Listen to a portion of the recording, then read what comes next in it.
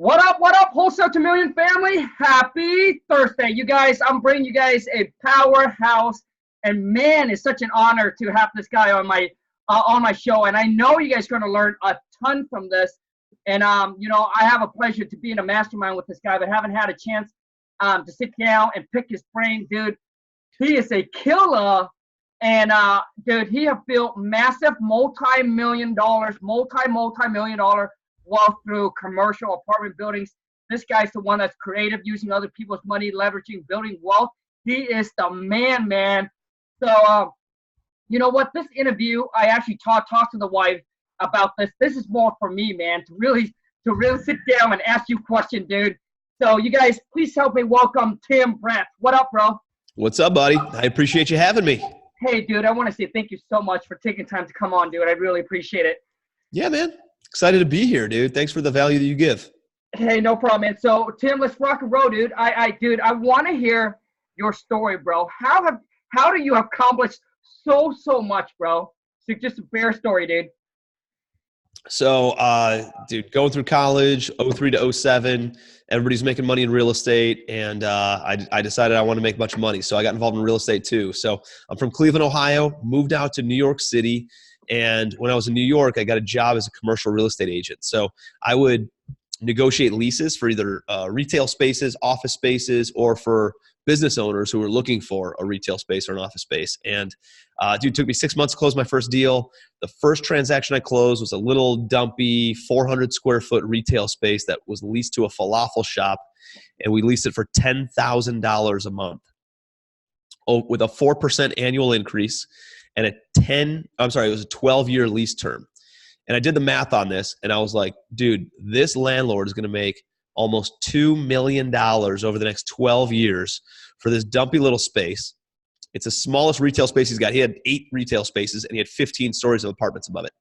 And I'm like, I'm on the wrong side of the coin. I need to be owning real estate instead of brokering real estate. So I moved down to Charleston, South Carolina. And I think like a lot of people do, you go through that analysis paralysis stuff. You learn about residual income and passive income and like this mailbox money. Like, how do I get that?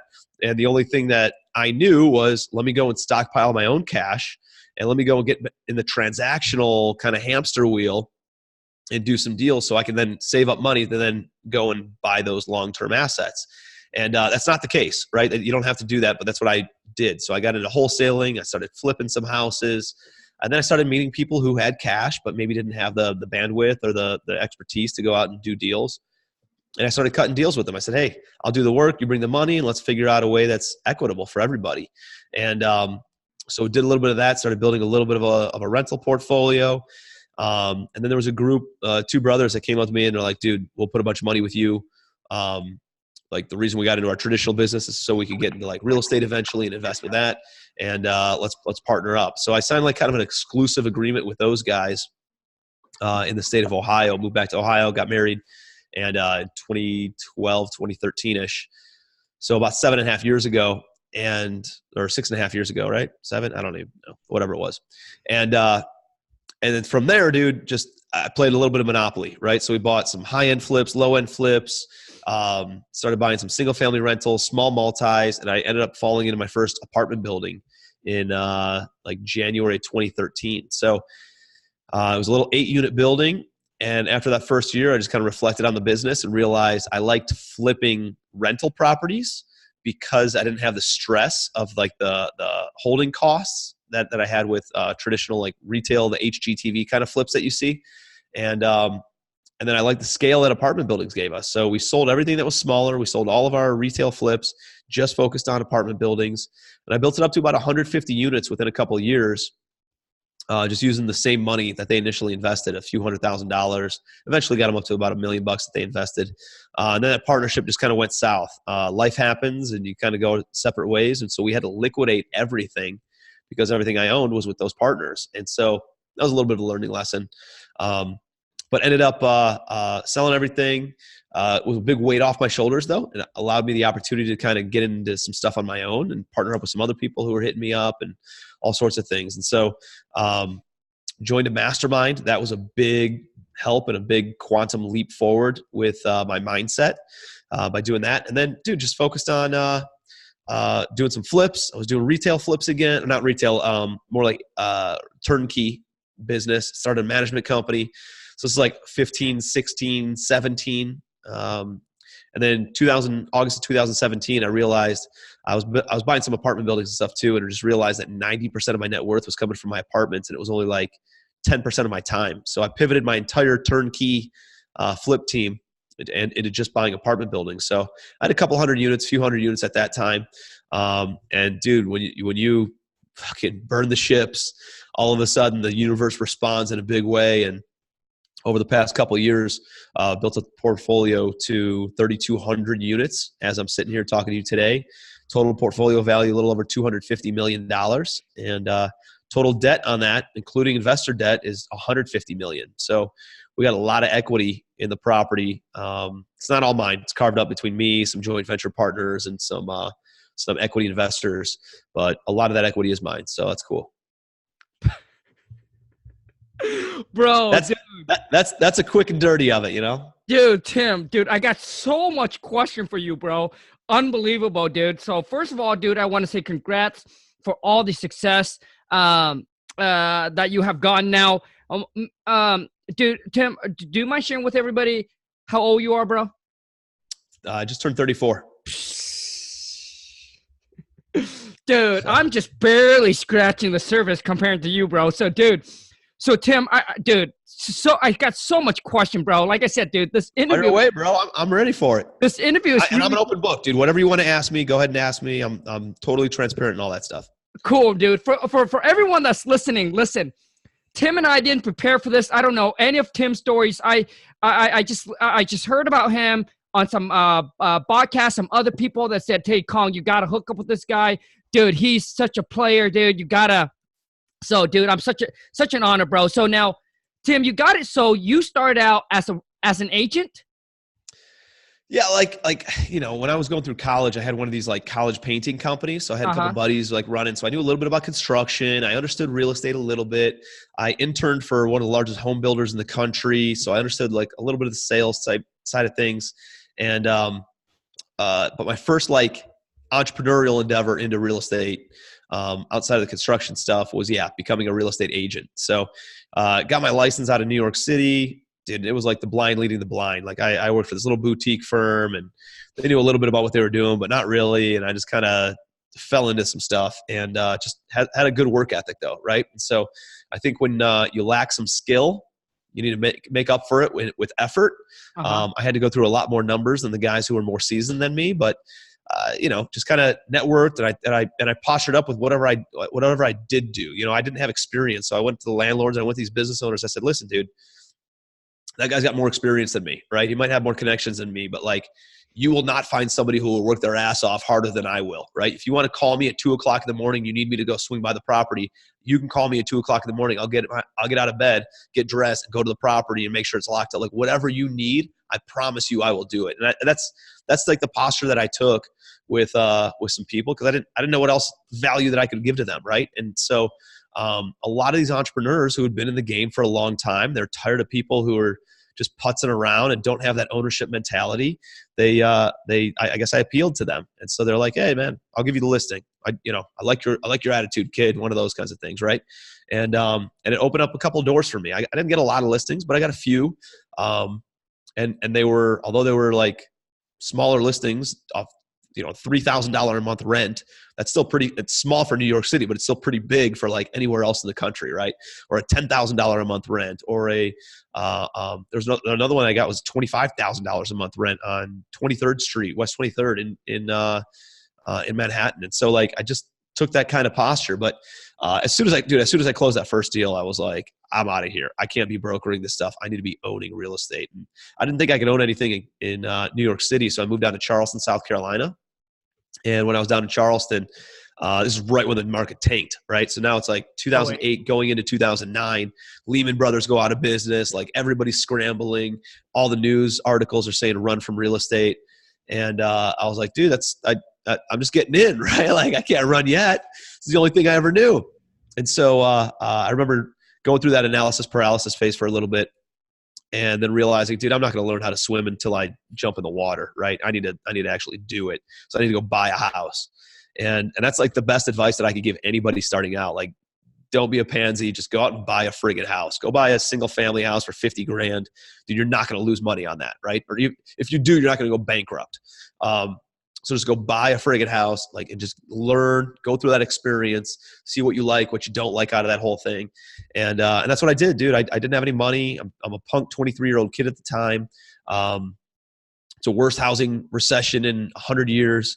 And I just called up my credit card company. I was like, hey guys, I need you to increase my limit. Will you guys give me $100,000? And they're like, no, your card's been open for about 14 months. There's no chance we're going to give you a $100,000 limit, but they give me 15,000. And that's a lesson in itself too. Just ask. You got to ask, right? And so I asked for it and they gave it to me, and I went and bought the cheapest house on the MLS for $14,000. I physically did all the work to it. It was all in for about 19 grand. And then I just knocked on doors. And I knocked on the neighbor's door, and then one of the neighbors was like, yeah, I'll buy it for $33,000. So I made like $14,000 inside 75 days in the worst housing recession on my first deal that I ever did. And the reality, like the lesson in this, some little ones, but dude, like, even when you don't think you have the resources, I don't have the time, I don't have the money, I don't have the knowledge, I don't have the resources. Like, I remember Tony Robbins saying resourcefulness is the ultimate resource. So if you're resourceful, you can go out and find those resources. And the way that you become more resourceful is not by telling yourself, I can't do something. Like, that's a statement that shuts down your brain. You just got to ask yourself questions like, how do I? How can I make it happen? How can I find the money? How can I find a deal? Like, when you start asking yourself questions like that, those are empowering questions. They're good questions. It leads you down a road when you ask a question to get an answer, right? And maybe to more questions. And so, dude, by asking yourself questions and asking yourself good questions, it leads to really good answers, and it leads to more opportunity. It gets creative juices flowing, and all of a sudden you start doing some deals. Dude, Tim, absolutely agree, man. So now, dude, okay, so I want to know what age to what, dude. I want to know what age to what age how long did you do the agent thing for? 6 months, like 9 months. And how old were you at that time, bro? I was just turned 22 until I was about 23. So about a year, I probably did it. Gotcha. Okay. Then I moved down to Charleston, South Carolina, right before I turned, or like right when I turned 23. Okay. I went through analysis paralysis for 6 months, bought my first house, bought it and flipped it right before I turned 24. And so that's cool. Then I get into wholesaling, right? Yep. And then I start meeting a couple people with a couple bucks. And dude, I bought 9 units, and I had 9 units in my portfolio at the age of, I'd say 25, okay, 26, somewhere in that ballpark. Plus my primary residence, which I had 2 buddies living with me, pay me rent, which essentially covered all that. So like, I didn't have a big portfolio, but what's crazy is at the age of 25, 26 years old, I was financially free, right? I had 10 houses, 10 units. And after all expenses and after all debt service was paid, I had $3,000 of net cash flow coming in on a monthly basis. And dude, I'm a 25-year-old, bachelor living down in Charleston, South Carolina. And, at the end of the day, man, my overhead was like $2,000 a month, right? So I'm financially free. I'm not rich, but I'm free. Like, I can go and sit on a beach all day if I felt like it, right? And somebody else is paying down my debt service. Somebody's paying for all the operating expenses for the property, and I'm like, dude, this is amazing. What if I could 10x it, 100x it, 1000x it? Like, what would that look like? And so right when I was like 25, doing this like 26, I got into a network marketing company. That was really good from like people that I met, and it made a lot of sense. It was like, electricity and natural gas and that kind of stuff. And so it made sense to parallel with real estate. But the reality is, dude, there's no money in a margin of a utility bill, right? So I learned a lot about personal development, a lot about entrepreneurship, and that was like a really, really good experience. But I was totally broke. Like, I was burning, doing all these home meetings and all that nonsense. And, but dude, led me to where I am. So I'm not salty about it at all. It's just, I wish I didn't do it as long as I guess I did. So for 2 years I did that. And then I remember in 2012, I sold my property even to do that. And I remember in 2012, just like, sitting in my house at $25,000 of credit card debt. I had about $70 in the bank account. I was paying for, it was August of 2012. It was this month of 2012. I was paying for like the gas in my car with the coins out of the cup holder, right? Like here's $1.25 for gas. It was fucking embarrassing, dude. And so I had to borrow money to make the minimum payment on my credit card. It was just like, dude, I remember like crying and thinking like, what am I doing? The only asset that I had was my house, my primary residence. And I decided to sell it, dude. Like it was an awesome house. It was a shitty decision that I had to make, but I sold the house, pulled the equity out. I had about $50,000 of equity in it, paid down some debt, bought an engagement ring for my girlfriend, my wife now. I don't think she knew how broke I was. And then gave me a little bit of cash to kind of just sit on. And that's when these two brothers reached out to me out of New York. I met them through the network marketing company. And they said, hey, man, reason we got into this is to get into real estate. So they put up a few $100,000 at the age of when I was 20, I'm 27 now. So they put up a couple $100,000. It goes really well for about a year. They infuse a little bit more money in about a year and a half, 2 years in. So we're up to about $1 million that they invested. And I turned into about $3.5 million over the course of 3.5, 4 years. So that's cool. But, just again, life happens, dude. I got married. I got a kid. There were some expectations that were set that were not being met. I think on their end, they think on my end. Like, dude, depends on who you talk to, right. And the truth is somewhere in the middle. So I'm not even going to go down that road. But at the end of the day, dude, we got into kind of a messy breakup, and we decided to just liquidate everything. So that happened in 2015. So right when I was about 30 years old, that's when all that went down. And we decided to liquidate everything, but then it allowed me to go and start wholesaling again. Allowed me to go and start doing some flips and some turnkey stuff in 15 and 16, and started a management company in 2016. And just kind of like, dude, you go down the path, right? Like you're following the money, you're following the business, you're trying to figure out what you want to do. And I was raising some money and signing on some loans for some buddies of mine who were buying apartment buildings. And again, it was 2017, August of 2017. I'm looking at my life, looking at my business, realizing 90% of my net worth came from my apartments, and it was only 10% of my work, 10% of my time.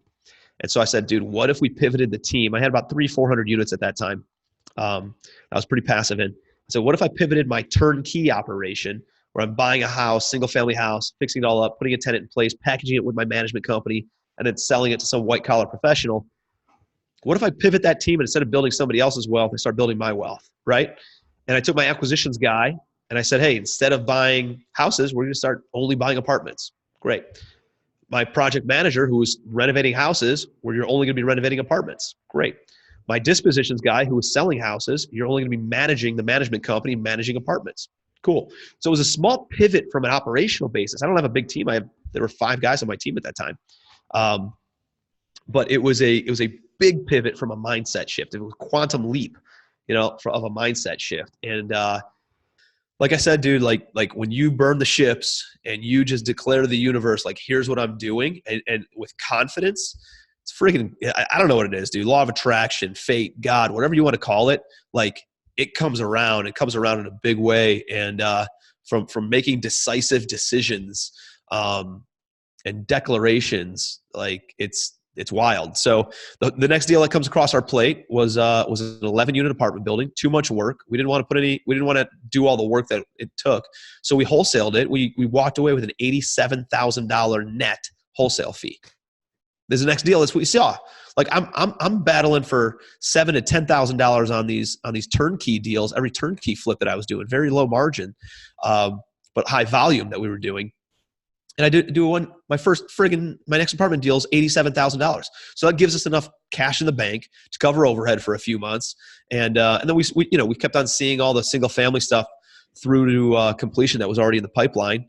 And then, dude, by 6 months later, we're buying a 20 unit, we're buying a 44 unit, we're buying a 14 unit, we bought a 36 unit, a 24 unit, and then all of a sudden, an 80 unit pops up. And then all of a sudden a 48 unit pops up. Then all of a sudden I took down 730 units in a single package, and it took my portfolio to, 1,500 units last summer. And that then gives you enough of a balance sheet and gives you enough, dude, I had to raise $4 million in 48 hours on that deal because my passive money, my private lender kind of fell through. So, I can go down to that road, but it planted so many seeds with private money lenders that now I had access to a bunch of private money. I had the balance sheet that I needed to sponsor pretty much any size loan. So, dude, after last summer, I'm like, let's turn this thing on. And I picked up 1,700 units, dude, in the past year. Dude, Tim, we got about like maybe 10, 15 minutes. Dude, I got so much question, bro. Dude, I've not gotten so much question on any of my interview because I'm so like intrigued about this, bro, because dude, you have built such a massive amount of wealth at such a young age that I have so much respect. That's why it's like, dude, I got so much questions. So now, dude, Tim, so how long did you wholesale for, bro? I don't know. I was wholesaling and doing some turnkey stuff for a couple of years, probably about 2 years. We still wholesale some apartment buildings. I got an 18 unit. We just contracted. We'll wholesale it, make about 50 G's on it. That's cool. I know a lot of people who are buying smaller buildings that are just too small for me, or they're more C class. I only buy in A and B class areas. So we come across a lot of deals that we don't move on, and we just wholesale those off. So, dude, I love wholesaling. I love wholesaling at the peak of a market because it's a very low risk type of a money maker. I do. The reality is, like, sometimes it takes time. There's been a lot more money going out for me over the past few years than coming in. Like, this year's been the first big year with some big windfalls of refi proceeds, and all the cash flow starts kicking off, and all these other things. So it's nice to like have some big chunks of cash from wholesaling apartment buildings as well. But that's something that I still do, and I'll probably continue to do it. Gotcha, man. Okay. So dude, you're saying, so basically, Tim, for you two, it's kind of a step at a time, right? You first got in, kind of dipping, being an agent, then went into wholesaling for a little bit, did a little fix and flip, right? And then it just kind of merged you in to the next step, and it lead to where you are today, right? Yeah. And I think a lot of investors go through that transition. They start out either as an agent or a wholesaler, and they start getting into retail flips because they think that's like the cool thing because on HGTV. And then as soon as you start doing retail flips, you're like, fuck this, I'm not doing retail flips anymore. And then they start rolling into like either doing turnkey or buying some single family rentals or small multi-family rentals. And dude, everybody thinks commercial is like super complicated and it's like above their skill set. The reality is it's not, dude. It's the same exact thing as residential. I find deals the same way in my commercial deals as I did in the residential side. I raise money the same way. I just structure it a little bit differently. I go and get financing. Financing is easier with commercial than it is with residential. It's easier for me to get a $3 million commercial loan than it is for me to get a $300,000 residential loan. As crazy as that is, it makes no sense, dude. Dude, so renovations is actually easier because you're just picking a single unit and you're renovating that unit 100 times, right? It's the exact same flooring, exact same fixtures, versus single family like flips where everything's custom. Everything's a different style depending on the neighborhood and the style of the house. Like, dude, I could take you to my properties in South Carolina, Georgia, Ohio, Texas, Florida, or Oklahoma, take you in the living room, Khang, spin you around a bunch of times, and then ask you where the hell you are. You wouldn't know because they all look exactly the same. Wow, dude. There's so much scale in that, Okay, dude. So, Tim, okay, because everybody wants to know this, man. Obviously, not everybody out there wants to be a millionaire or needs to be a multimillionaire, right? Everybody wants to get to the financial freedom part, dude. I understand. And you mentioned at 25, you got about 9 units, right? You got 9 units. You got a passive income. Now you're in South Carolina. Everybody. So, dude, I want, because my audience, majority of my audience is starting out with very little money, no cash, So now for them to start building that passive income, so you're buying property in an area that is less expensive, right? I mean, how much do these 9 units cost you, bro? And dude, the other thing is I'm buying these when it was 2010, right? Yeah. This is like the basement barrel. I'm buying houses for $20,000 to $25,000 a pop, right? So different story. Those same houses are selling for $75,000 to $100,000 today. Right. Same exact houses.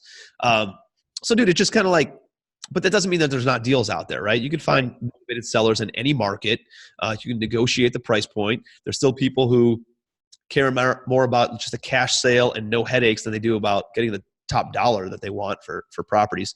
But yeah, man, dude, I just had people who said, hey, I got access to money.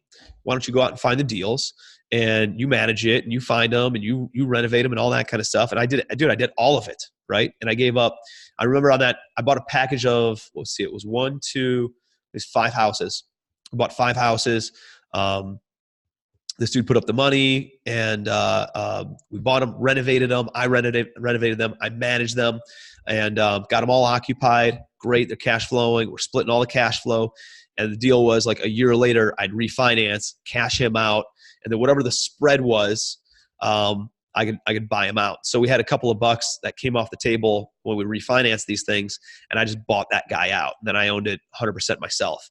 And then that's what allowed me that cash flow to then be able to be financially free, right? And so, dude, you just got to be creative. Like, especially if you don't have money or you don't have access to money, dude, you're gonna have to give up a bunch of the deal. Those guys who brought, $300,000 initially and then up to $1 million when I first came back to Cleveland, Ohio, I gave them 67% of every deal I did for the first 250 deals I did. And somebody would be like, oh, dude, I'd never give up 260. Oh my gosh, why would you give up that much money? Dude, the reality is I built a hell of a resume by doing that, right? And I got a lot of respect and accolades in the community because people saw me doing deals. And it built a reputation for me of somebody who can find good deals, somebody who can execute on good deals, somebody who could stabilize and manage good deal, right? And so when that partnership fell apart, I had a ton of opportunities that then I didn't have to give up 67%, right? I built enough of a resume, had enough deals under my belt, learned on somebody else's dime. So then I can go and now I can posture up. Now I can keep 80% of a deal. I can keep 90% of a deal. I can keep 100% of a deal if I wanted to. I still pay my investors. I still give my investors equity and perpetuity in all my deals because then they see me as a long-term partner and they want to keep on doing more deals with me. And dude, I'm more of a, hey, I'd rather have a quarter of a watermelon than 100% of a grape. That's more my mindset. Mine's more just abundance. I'd rather have more deals, a smaller percentage of those deals, spread across multiple partners, multiple markets, be more diversified. And at the end of the day, just focus on what I'm good at, what my unique ability is, and then bring in people who can do the other stuff better than what I can do, right? Like the operators, the project managers, like that's not me. I'm really good at raising money. I got a big balance sheet. I can mentor, I can coach, I can do a lot of marketing, I can get a lot of deal flow coming in. But from like the project management, managing contractors, managing the management company, like I can do it, but it's very draining for me. I want to focus on driver activities, not drainer activities. So I bring in somebody who's really good at the operations. I have a COO, I have a joint venture partner. I have other people who are spreadsheet, data, analytic oriented, and they're really good at that. That's a driver for them. If I ask them to get on a podcast, dude, that's a very draining thing. They'd have to go take a 2-hour break to kind of re-energize. So focus on your unique ability, staff out the things or partner up on the things that are not your unique ability, and where people can then complement your weakness, but not dance on your strengths, Yeah, dude, Tim, when we meet at CG, are you going to go to the one in Florida? Yeah, no? I'll be there. Oh, dude, I would like just some time, bro, just to sit down and dive in a little bit more into the details, bro. So for me, for like, I don't know how other people interview, dude. For me, I like to look at the age. Okay, from this age to this age, what were you doing? What happened? And then from this age, dude, I want to dive in more of that so I can I can look at myself and how I can adjust, bro. So, dude, okay. So Tim, earlier you mentioned that follow the money. Now, I want to get your honest opinion, bro, because some people said, hey, follow your passion and the money will come. I mean, what do you think about that, bro? Yeah. So, dude, I agree. I don't know if following your passion, I would say provide value and then the money will come. So if you can find a way to generate like revenue, like there's a way to provide value through your passion, then yes, you can monetize that.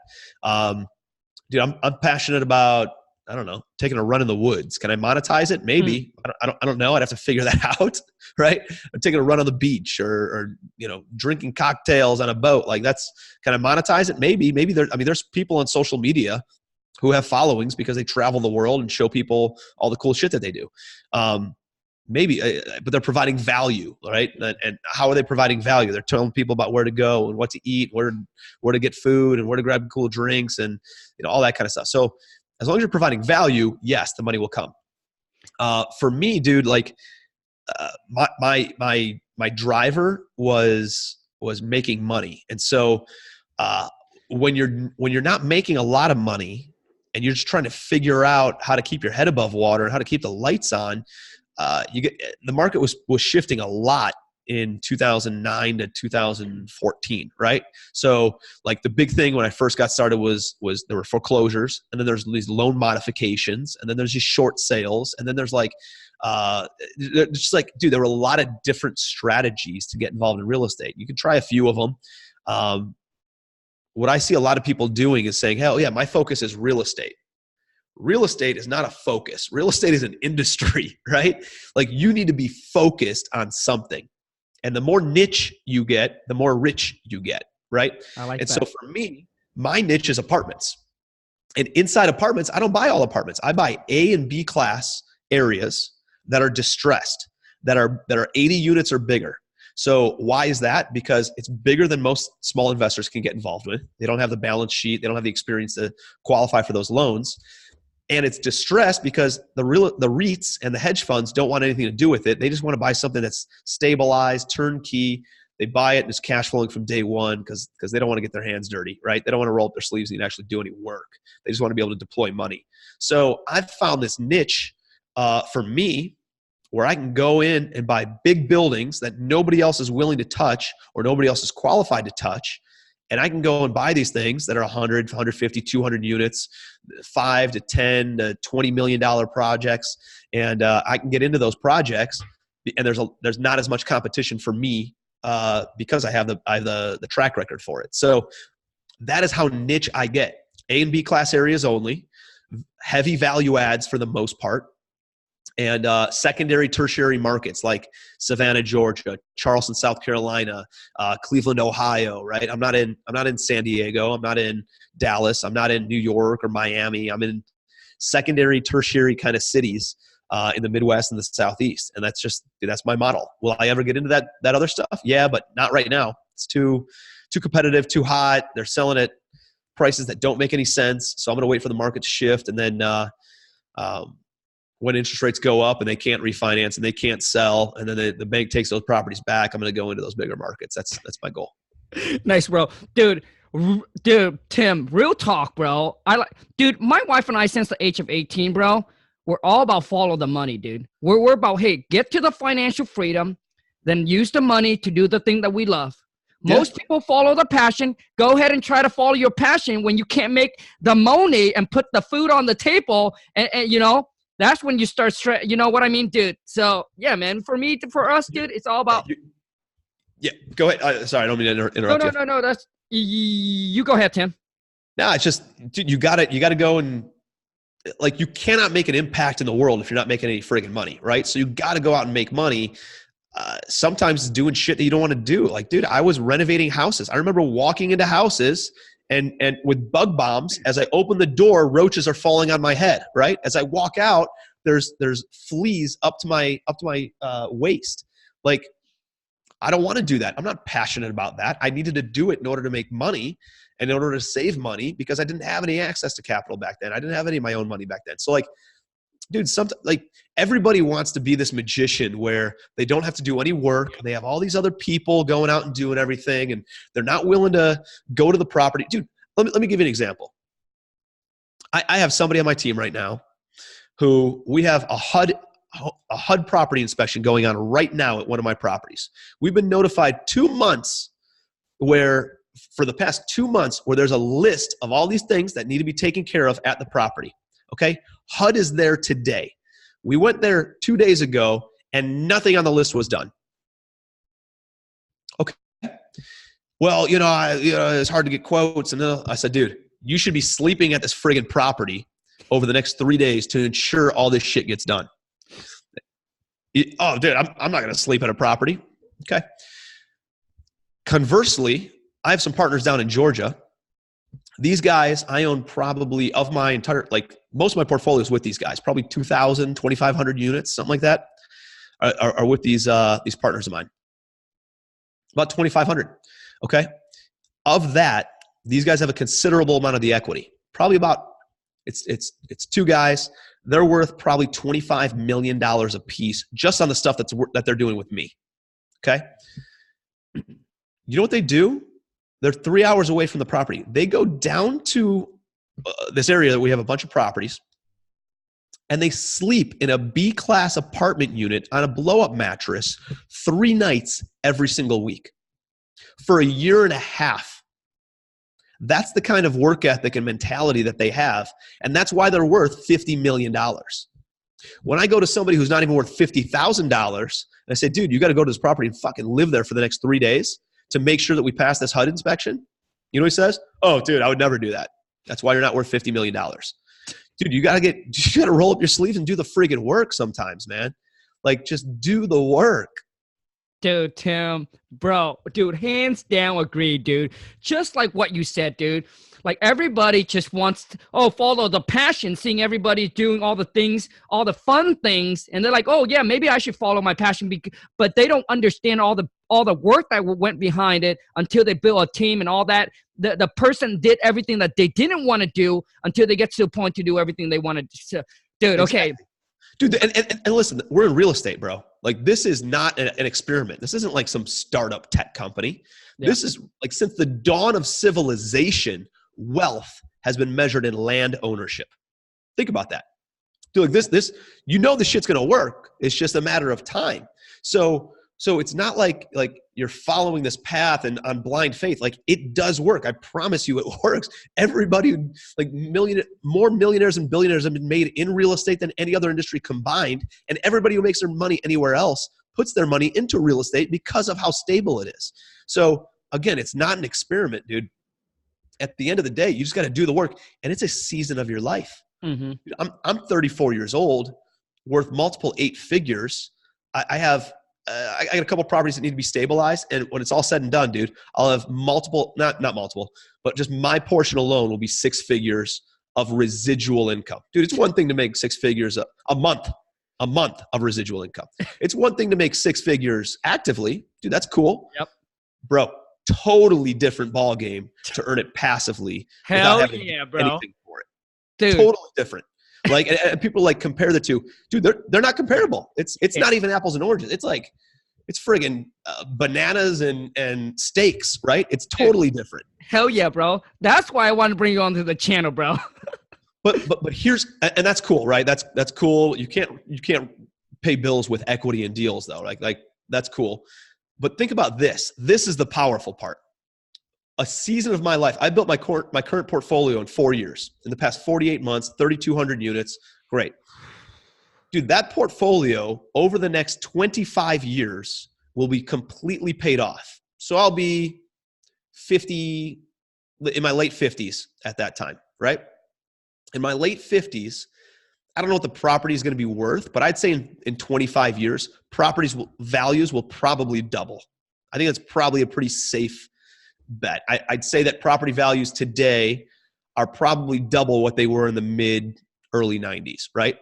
So if my portfolio, if I never buy another building, my portfolio is worth $500 million and it's owned free and clear. And I own on, dude, my net worth is 9 figures at that time if I never do another deal. So that's not to brag. That's not to say how cool I am. That's to say, for a season of your life, are you willing to put your head down and work your ass off, right? Are you willing to do that for 4, 5, 6 years? In order to change your family's legacy forever? You can do that. It's totally feasible. But you got to be willing to do whatever the hell it takes to get the job done. And there's a lot of people, dude, who just don't want to work right now, man. I agree, bro. Dude, I agree. So, dude, Tim, Next one, bro, is you mentioned about burning the ship, bro. Dude, some people have issue with this. What is your advice, bro? Don't be a pussy, dude. Burn the ships. I mean, what do you want me to? All right, hey, you got a safe job. It's a stable job. It's a good job. A good job's an oxymoron, dude. There's no such thing as a good job. So, to me, a lot of people here's the thing, dude. There's a lot of people who don't follow their goal. There's a lot of people who don't even know what their goal is. Like my daughter's 4 years old. She watches all these Disney movies, right? And she's all into Alice in Wonderland right now. So she's watching Alice in Wonderland. I'm sitting there with her, hanging out with my daughter. And Alice in Wonderland, she's going through Wonderland. And she gets to this like fork in the road, right? The Cheshire Cat appears, this invisible cat. And she's like, oh, Mr. Cat, like, which way should I go? And the cat's like, well, where do you want to go? And she's like, I don't really know. He goes, I guess it really doesn't matter where you go then, does it? Like, take whatever path because you don't know where the hell you're going.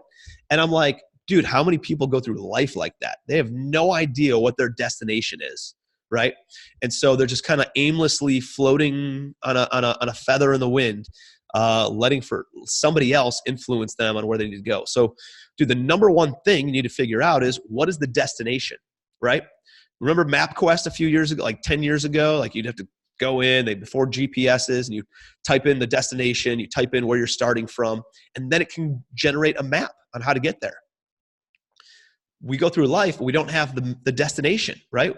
And a lot of people aren't serious or they're not realistic about where they currently are either. So you got to have a destination. You got to have a starting point before you can reverse engineer the map in order to get there. And so, like the important thing is understanding what is the goal.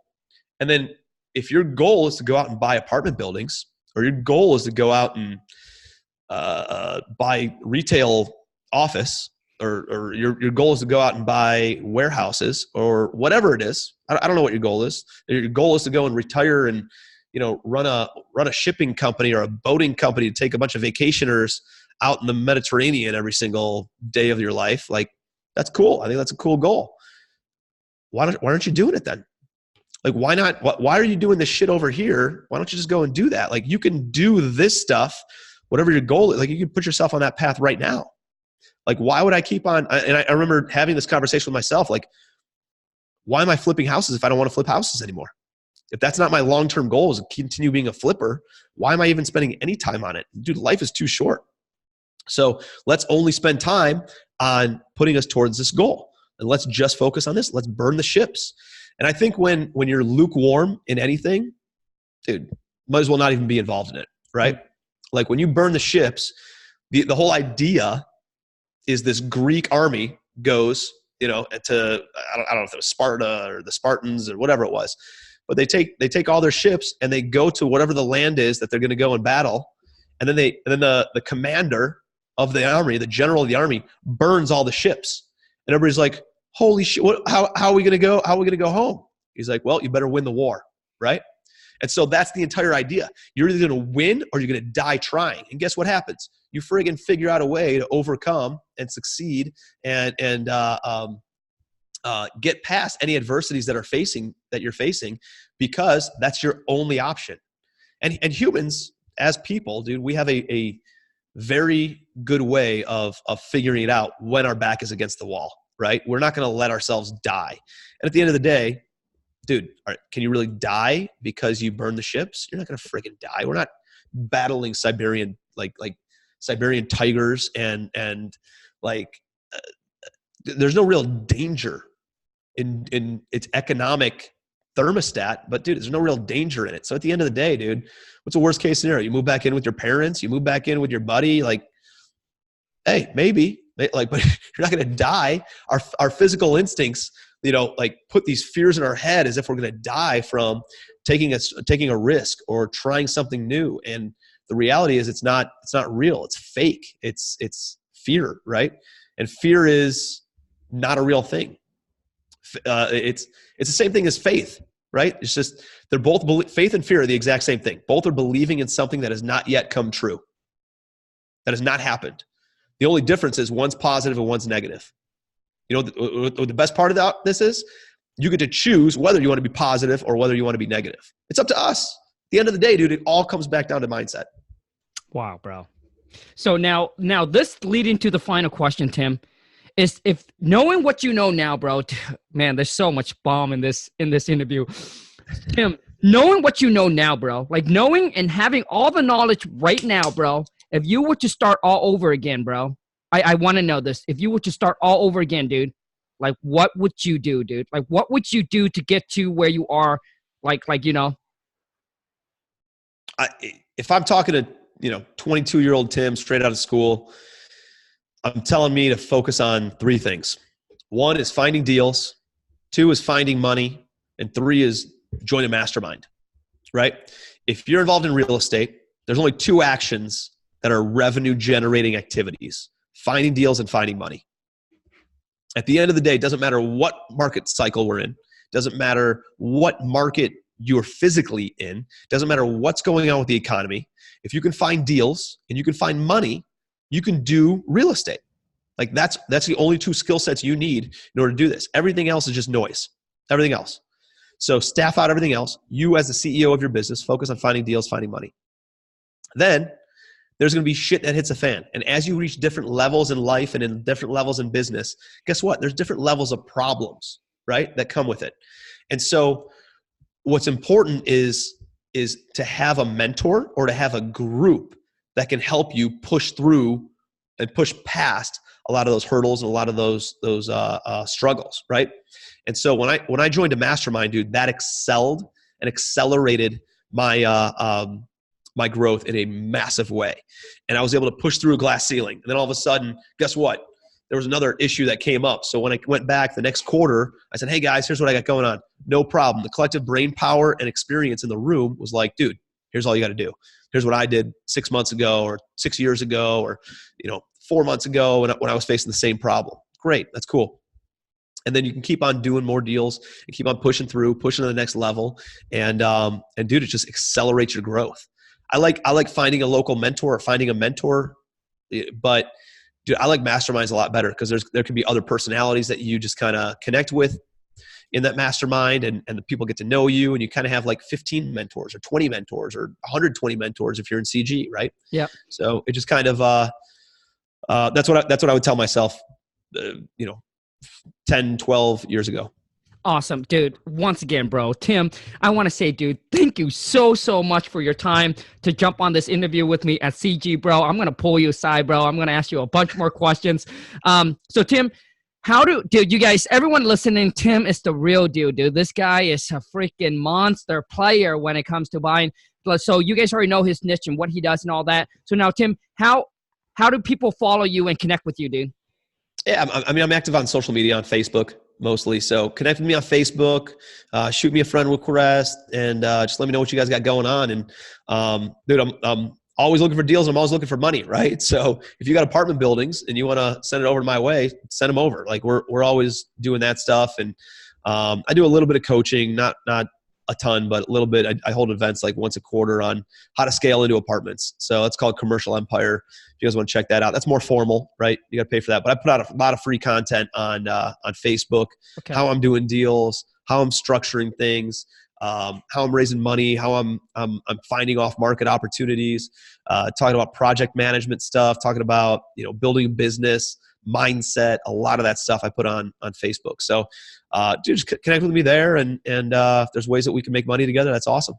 Awesome. So Tim, Facebook is just Tim Bratz, or Instagram? Yep.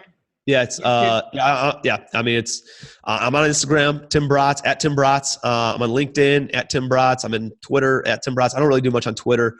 I post a little bit on and I really just recirculate my existing content from Facebook onto Instagram and onto LinkedIn. So if you guys connect with me on Facebook, that's going to be the best bet. Awesome. You guys, Tim, thank you so much. And everyone that's watching, I hope this interview will add a ton of value to you, because it did to me. It really opened me up. Speaking to someone that's at a way higher level than you really gets you open up, gets you excited, gets you pumped up, gets you inspired, motivated. So Tim, thank you so much, bro, for starting my day off good, bro. I really appreciate it. I look forward to seeing you in CG. Every one of you that are watching, if you haven't subscribed to the channel, boom, smash the subscribe button. turn on the bell notification. Also, too, is if you do enjoy this interview, add any value to you, be sure to smash the thumbs up for me and go follow my man, Tim. Thank you so much, bro. Have a good day, dude. Thanks, buddy. Yep, ciao.